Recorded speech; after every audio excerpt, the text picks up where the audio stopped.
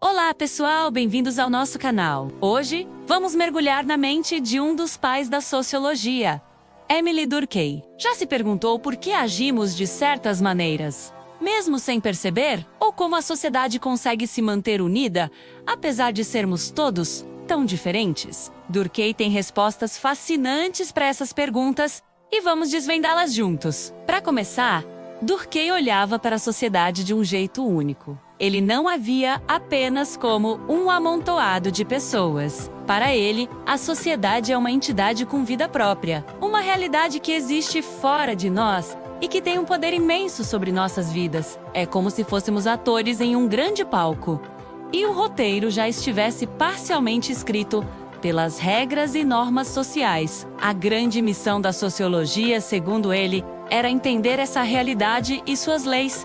Assim como um biólogo estuda um organismo vivo, o conceito central para entender tudo isso é o de fato social. O que é um fato social? Pense em coisas como a língua que você fala, o sistema de leis do seu país, a moda que você segue ou até mesmo a moralidade que guia suas ações.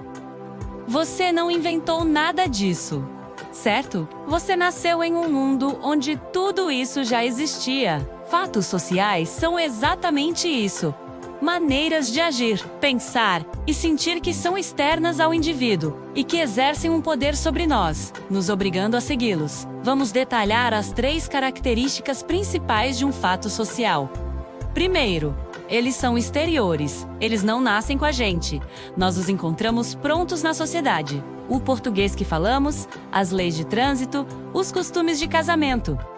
Tudo isso já estava aqui. Segundo, eles são coercitivos. Eles nos pressionam a agir de determinada forma. Se você tentar andar na contramão, em uma avenida movimentada, vai sentir a coerção na forma de buzinas, multas ou, na pior das hipóteses, um acidente. Essa coerção pode ser sutil, como o medo de ser julgado por usar uma roupa fora de moda, ou explícita, como a prisão por cometer um crime. A sociedade tem seus mecanismos para nos manter na linha. E a terceira característica é a generalidade. Um fato social não é algo que apenas uma ou 2 pessoas fazem. Ele é geral. Se aplica à maioria dos membros de uma sociedade. Claro que existem variações individuais, mas o padrão geral persiste. Por exemplo, a grande maioria das pessoas em nossa cultura usa talheres para comer.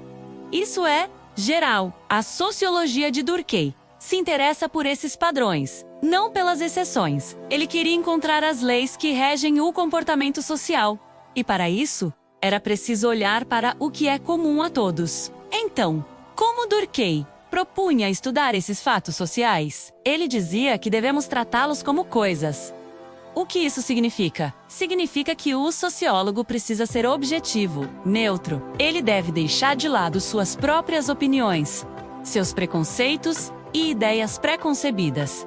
É como um cientista em um laboratório. Ele não acha que uma substância deveria reagir de tal jeito. Ele observa, mede e analisa os dados. Da mesma forma, o sociólogo deve observar a realidade social, coletar dados, como taxas de criminalidade ou estatísticas de casamento, e analisá-los para encontrar as causas e funções dos fenômenos sociais. Agora, vamos falar sobre outro conceito importantíssimo: a consciência coletiva. Imagine um conjunto de crenças, valores, sentimentos e ideias que são comuns a todos os membros de uma sociedade.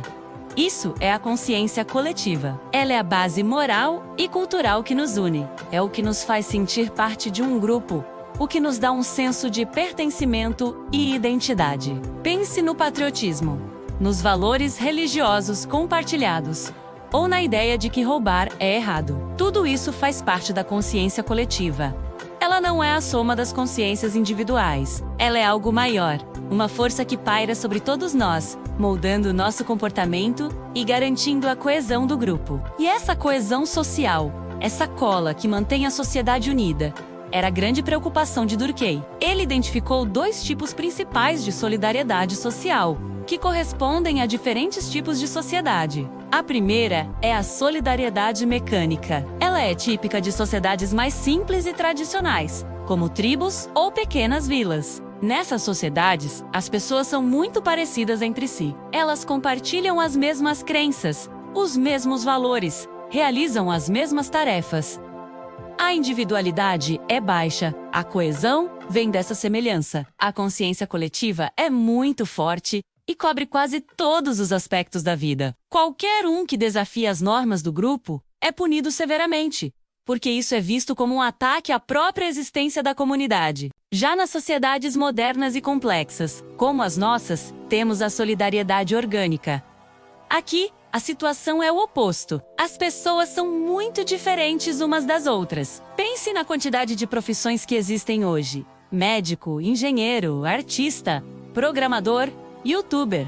Cada um tem uma função específica. Somos como os órgãos de um corpo vivo. O coração, o pulmão, o cérebro, todos são diferentes, mas dependem uns dos outros para que o corpo sobreviva. Na sociedade moderna, a coesão não vem da semelhança, mas sim da interdependência. Eu dependo do agricultor para ter comida, que depende do caminhoneiro para transportá-la, que depende do mecânico para consertar seu caminhão. Essa divisão do trabalho social cria laços que nos mantêm unidos. A consciência coletiva ainda existe, mas é mais geral e abstrata, dando mais espaço para a individualidade. Mas o que acontece quando essa coesão social enfraquece? Durkheim tinha um nome para isso: anomia. A anomia é um estado de ausência de normas, de desregulamentação social. Isso acontece principalmente em períodos de rápidas transformações sociais, como crises econômicas ou revoluções. As regras antigas já não valem mais e as novas ainda não foram estabelecidas. As pessoas ficam perdidas, sem referência, sem saber o que esperar da vida. Isso gera um sentimento de frustração, vazio e falta de propósito. Para Durkheim, a anomia é uma das grandes doenças das sociedades modernas e está na raiz de muitos problemas sociais, como o aumento das taxas de suicídio. Sim, ele estudou até o suicídio em sua famosa obra O Suicídio. Durkheim mostrou que até mesmo um ato tão pessoal e individual pode ser explicado por causas sociais. Ele analisou estatísticas de vários países e percebeu padrões. Por exemplo, as taxas de suicídio eram maiores entre protestantes do que entre católicos e maiores entre solteiros do que entre casados. Por quê? Ele argumentou que isso se devia aos diferentes níveis de integração social. Grupos com laços sociais mais fortes, como as famílias e as comunidades católicas da época, ofereciam mais amparo e um senso de pertencimento, protegendo seus membros contra o desespero que leva ao suicídio. Ele identificou 3 tipos de suicídio: o egoísta, causado pela baixa integração social; o altruísta, pela integração excessiva, como um soldado que se sacrifica pelo pelotão; e o anômico, causado pela falta de regras e limites que discutimos agora há pouco. Por fim, Durkheim via as instituições sociais, como a família, a escola, a igreja e o Estado, como fundamentais para a sociedade.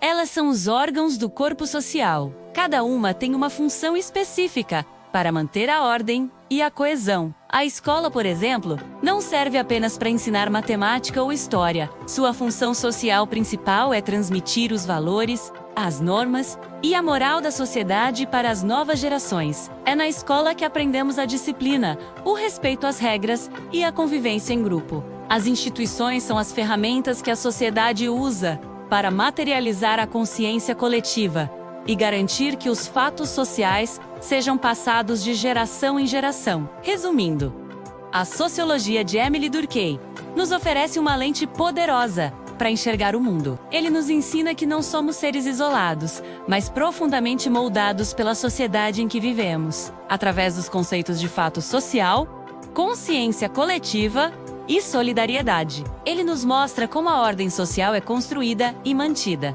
Sua obra continua incrivelmente relevante para entendermos os desafios das sociedades contemporâneas, desde a polarização política até a sensação de isolamento na era digital. Ao estudar Durkheim, passamos a compreender melhor as forças invisíveis que governam nossas vidas. Espero que vocês tenham gostado dessa viagem pelo pensamento durkheimiano. é um tema denso, mas fundamental para quem quer entender o mundo social. Se você curtiu o vídeo, não se esqueça de deixar o seu like, se inscrever no canal e ativar o sininho para não perder os próximos conteúdos. Deixe nos comentários o que você achou mais interessante ou se ficou com alguma dúvida. Muito obrigado por assistir e até a próxima!